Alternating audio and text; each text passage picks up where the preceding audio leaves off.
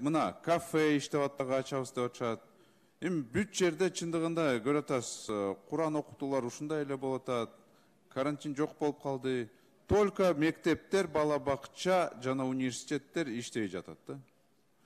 Вот ошону дагы бир жолу карап койбойсуңарбы? Себеби көп эле ата-энелер кайрылып жашашат. Азыр айырма жок болуп калды. Биз так эле тияктан бияктан жолугуп жүрөбүз деп атышат да.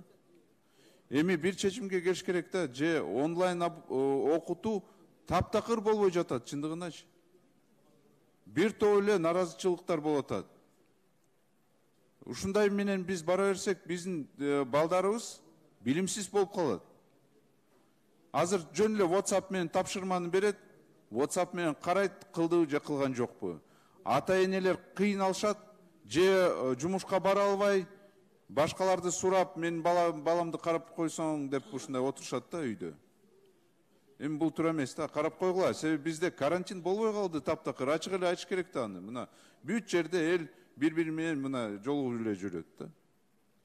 Экинчи маселе, мен май айында бир топ депутаттар менен мыйзам долбоорду биз чыгардык.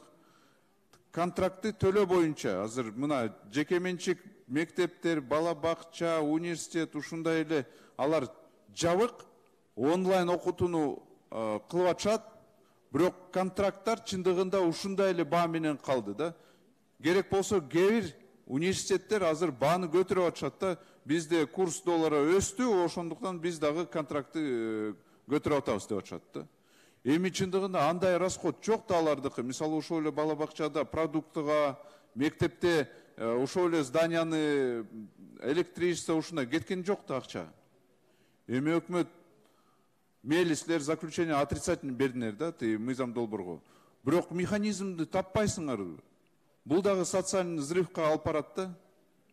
Эми бул маселени президентти күтпөй, жаңы президентти күтпөй, шайлоону күтпөй азыр эле чечсе болот да.